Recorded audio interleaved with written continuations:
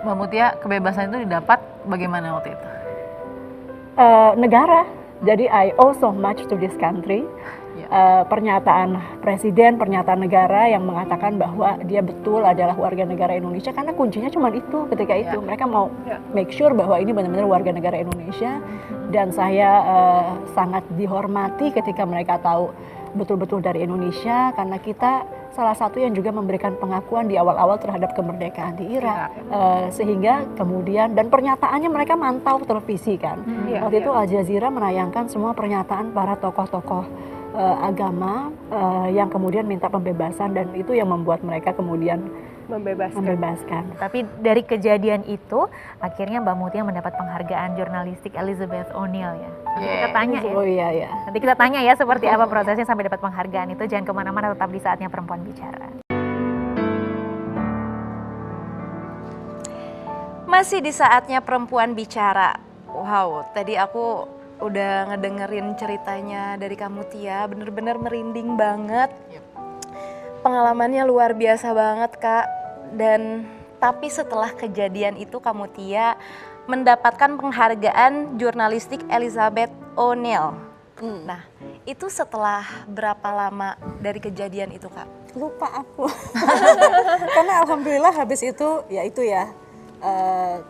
ketika Tuhan bercobaan itu bersamaan, pasti akan dikasih kemudahan-kemudahan, pasti akan dikasih bantuan dan lain-lain, dan berkah gitu. Jadi nggak berapa lama habis itu datang berbagai penghargaan yang ketika itu memang saya butuhkan sih untuk penguat saya untuk tetap kuat di profesi ini gitu. Jadi mungkin itu juga sebagai penguat saya, salah satunya dari pemerintah Australia ketika itu. Pas pertama kali pulang bertemu dengan ibu, itu bagaimana rasanya? Luar biasa ya, kan kita putus komunikasi, jadi saya bahkan di hari-hari awal tuh tidak tahu bahwa keluarga kita tahu, dan orang-orang di Indonesia tahu kita disandra.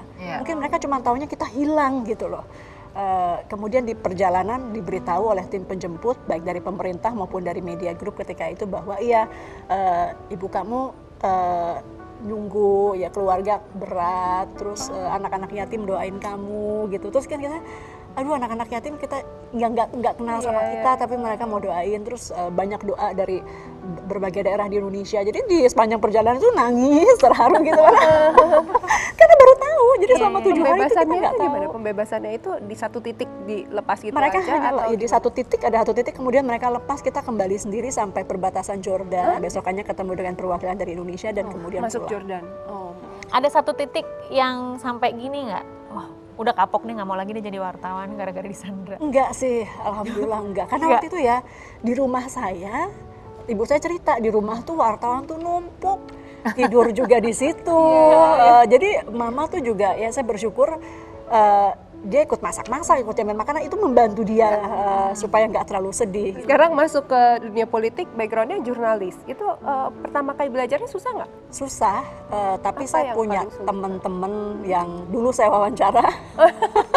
Teman-teman politisi yang dulu jadi narasumber saya, yang ngajarin.